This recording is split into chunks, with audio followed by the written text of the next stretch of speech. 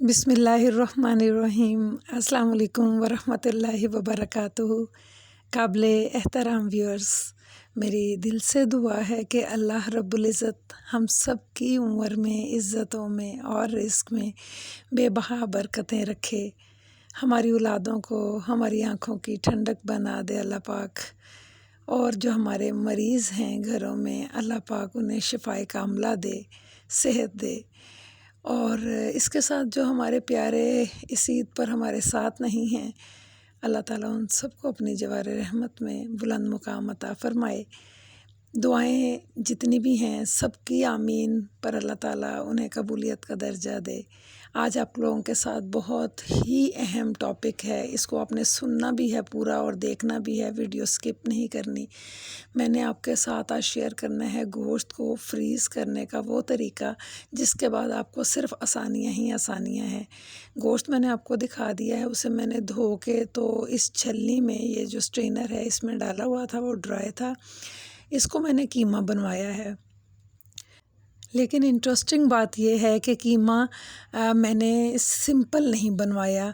यहाँ पर आपको दो हिस्सों में जो कीमा नज़र आ रहा है, पहले बॉल में जो मैंने कीमा डाला है ये मटन का है, और जो दूसरी साइड पे पड़ा हुआ है वो बीफ का है। अब बहुत सारी चीज़ें जो मेरे अंदर चल रही हैं वो मैं चाहती हूँ कि मेरे तमाम देखने वालों को फ़ायदा मिले। तो यहाँ मैंने सोचा कि इसको ऐसे ही एज़ इट इज़ धो के कीमा बनवा के रखने वाले पैकेट्स भी आप रख सकते हैं। मैंने वो भी कोई 5-6 बना के सिंपल रखे थे, जो कि हमने सब्जियों के लिए इस्तेमाल करने थे। लेकिन अगर कोफ्ते बनाने हैं, चपली कबाब बनाने हैं, या फिर आपने सीख कबाब बनाने हैं, इस तरह आपने जोन सी भी डिशेस प्लान करनी हैं, उसके लिए आपको मैं आज की यहाँ पर जो दे रही हूँ ना टिप्स, वो आपने ज़रूर सुननी है। और आपने अपने कमेंट्स में बताना है कि क्या आपको मेरी ये थीम पसंद आई कि नहीं। अब यहाँ ये देखिए कि यहाँ मैंने जो मटन है इसको भी मैंने आधा किलो प्याज दी, इसमें भी मैंने पुदीने की 2 गठियाँ डलवाईं, धनिए की 2 गठियाँ डलवाईं, और इसमें मिर्चें जो हैं वो 1 पाव के करीब जो है मिर्चें गई हैं इसमें। यानी प्याज, धनिया, पुदीना, सब्ज़ मिर्चें और इसके साथ लहसुन, अदरक की जो मिकदार है वो मैंने इसमें डलवा के तो बाज़ार से कीमा बनवाया है। तो अब मेरे पास यहाँ डालडा ऑयल के जो पैकेट्स होते हैं उसके अंदर हल्का हल्का ऑयल भी लगा होता है। मुझे ये पैकेट्स इतने कन्वीनियंट रहते हैं कि लाइफ इजी कर देते हैं। माना कि हम ज़िप बैग भी ला सकते हैं, लेकिन इससे बचत भी हो जाती है और हमारा एक वक्त निकल जाता है। तो मैं आपको यहाँ ये जो बॉल है ये इसलिए दिखा रही हूँ कि इससे हमारे जो है ना 75 ग्राम टू 80 ग्राम तक का इसमें कीमा जो है वो आ जाता है। तो आपको थोड़ा चाहिए तो आप एक पैकेट यूज़ कर लें। आपके गेस्ट अगर आ रहे हैं, आपको ज़्यादा कीमे की ज़रूरत है, तो आप 2 या 3 पैकेट भी इस्तेमाल कर सकते हैं। लेकिन अब ये देखें कि मैंने आपके सामने इसको जो मटन है इसके सारे कीमे को सेव कर लिया है। वीडियो आगे जाके बहुत ही इंटरेस्टिंग हो जाएगी, क्योंकि आपको वो टिप्स बहुत ही पसंद आएंगी इंशाल्लाह।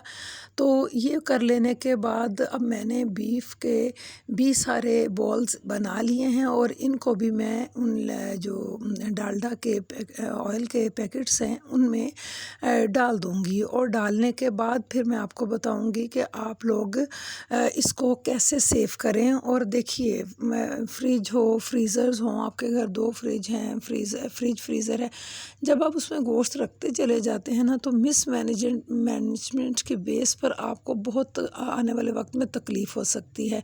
लेकिन अगर आप मेरे तरीके से इस तरीके से सेव करेंगे तो इंशाल्लाह आपकी एनर्जी भी सेफ होगी और आपका वक्त इतना बचेगा और आप इतनी खुशी महसूस करेंगे काम करते हुए कि ये तो इंशाल्लाह आपको वक्त ही साबित करेगा।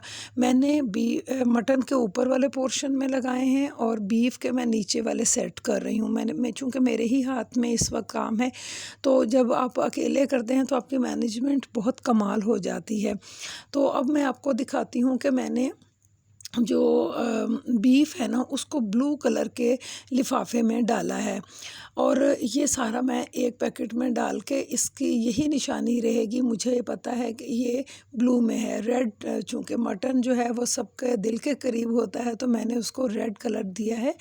और इस तरीके से रख के तो आप इन्हें अगर आपको मटन के कीमे की ज़रूरत है और ये मैरिनेटेड है, इसके बाद हम अगली वीडियो में जब भी कुछ बनाएंगे इससे, तो मैं आपको ज़रूर इसका रेफरेंस दे के बताऊंगी। ये मैं फ्रीज़र में रखने जा रही हूँ और यहाँ पर आप देखें कि मैंने इसको इस तरीके से सेट कर दिया है। अब इनमें सिर्फ हमने स्पाइसेस डालने हैं और इसके बाद हम अपनी डिशेस की शेप देंगे, चाहे वो कोफ्ता बना लें, सीख कबाब बना लें या चपली कबाब बना लें। वो इंशाल्लाह मैं जब बनाऊंगी तो ज़रूर आपके साथ इस वीडियो को लिंक करके शेयर करूंगी। तो आप भी इसी तरह आए हुए गोश्त को बहुत अच्छे से मेंटेन करें और मुझे अपनी दुआओं में जगह दीजिएगा। और एवरीज क्विज़ में रॉबर्ट के चैनल को अगर अभी तक आपने सब्सक्राइब नहीं किया तो इसे कर लीजिए, बेल आइकन का बटन दबा लीजिए और वीडियो को लाइक ज़रूर कीजिए, थम्स अप के बटन पे प्रेस कर दीजिए और अपनी मोहब्बत का इजहार करें। आप सबका बहुत बहुत शुक्रिया। आप सबको ईद का तीसरा दिन बहुत मुबारक। इंशाअल्लाह आपके साथ आने वाले दिनों में मुफीद रेसिपीज़ के साथ हाज़िर होंगी। तब तक के लिए अल्लाह निगहबान।